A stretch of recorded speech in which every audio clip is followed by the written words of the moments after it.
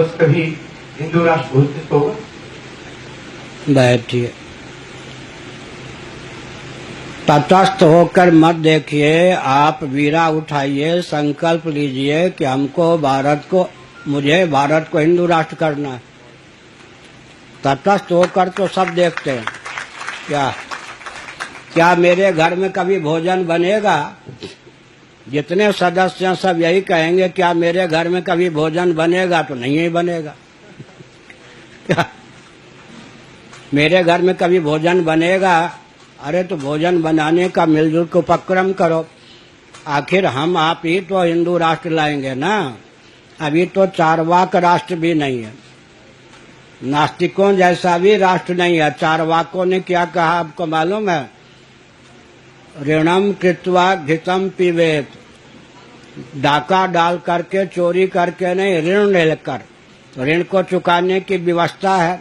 और घृतम पिबेत, Coca Cola, Pepsi और शराब पीने की बात नहीं कही, घृतम पिबेत। तो अब तो भारत में डाका डालो, लूटो और घी नहीं, शराब पियो। तो अभी तो नास्तिकों वाला जो स्वच्छ, सुनिए, नास्तिकों वाला जो स्वच्छ शासन तंत्र होना चाहिए वो भी भारत को प्राप्त नहीं है। हिंदू राष्ट्र, आर्य राष्ट्र, वैदिक राष्ट्र, सनातन राष्ट्र तो बहुत दूर है। लेकिन लावेगा कौन? हम आप ही तो लाएंगे। तो जैसे आपने बताया तो वेदना है, भावना है, तो उसके लिए जुट जाइए। आप जैसे 100 व्यक्ति 200 व्यक्ति हो गए तो हिंदू राष्ट्र बनने का मार्ग प्रशस्त होगा। आप भविष्य वक्ताओं से संपर्क मत कीजिए, तटस्थ होकर मत देखिए। आपके मन में जो हिंदू राष्ट्र भारत हो या भावना है, उसको क्रियान्वित करने का अभी से प्रकल्प प्रारंभ कीजिए। हम लोगों से संपर्क साधिए, क्यों नहीं होगा। 70 साल पहले हमारा देश कौन सा देश था? विदेशियों के शासन काल में भी। तो 70 साल में क्या विसंगति हो गई? 70 साल की दिशा हिंसा को मुखार के फेंक सकते हैं, किनारे कर सकते हैं। हमारे पास जितना बड़ा बल है उतना बल किसी के पास नहीं है।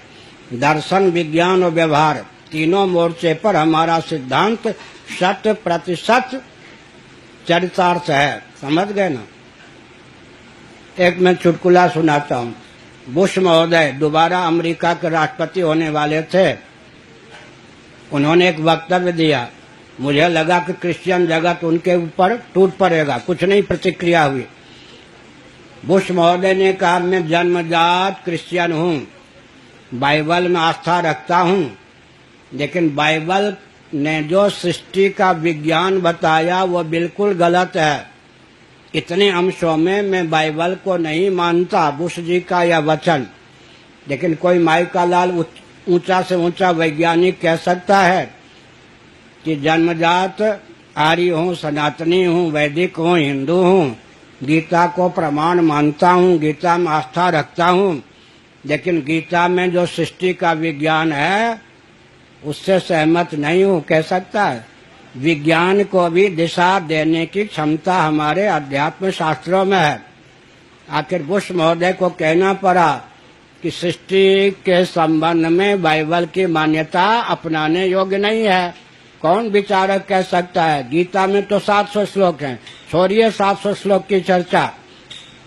नासदी सूक्तम के 10वें मंडल में, ये ऋग्वेद के 10वें मंडल में नासदी सूक्तम के केवल 7 मंत्र हैं, 700 नहीं, केवल 7 मंत्र हैं। वहां तो 700 श्लोक हैं गीता में, लेकिन ऋग्वेद के 10वें मंडल में नासदी सूक्तम के केवल 7 मंत्र हैं। उन 7 मंत्रों में जो सृष्टि की संरचना का, उसके स्वरूप का वर्णन किया गया है, उसका भी कोई खंडन वैज्ञानिक नहीं कर सकता। वैज्ञानिक बल्कि गुप्त या प्रकट उससे लाभ उठाते हैं।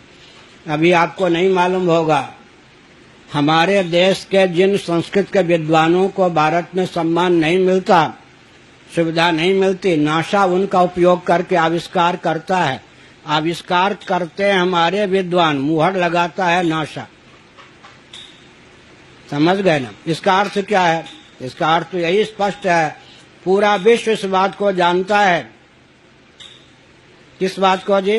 विश्व को अर्थशास्त्र, काम शास्त्र, धर्म शास्त्र, मोक्ष शास्त्र, नीति शास्त्र, चिकित्सा का विज्ञान, वास्तु का विज्ञान, शून्य और एक का विज्ञान, यह सब सनातनी वैदिक हिंदुओं से प्राप्त हुआ, आर्यों से प्राप्त हुआ। इतना बड़ा बल हमको प्राप्त है, हमारे सिद्धांत के सामने विश्व का कोई तंत्र सिद्धांत टिक नहीं सकता। तो कमी क्या है? हमारे सिद्धांत के अनुसार हमको शासन तंत्र प्राप्त नहीं है। वो शासन तंत्र कौन लावेगा? हम आप लाएंगे ना। तटस्थ होकर देखना बंद कीजिए, तदर्थ प्रयास करना प्रारंभ कीजिए। और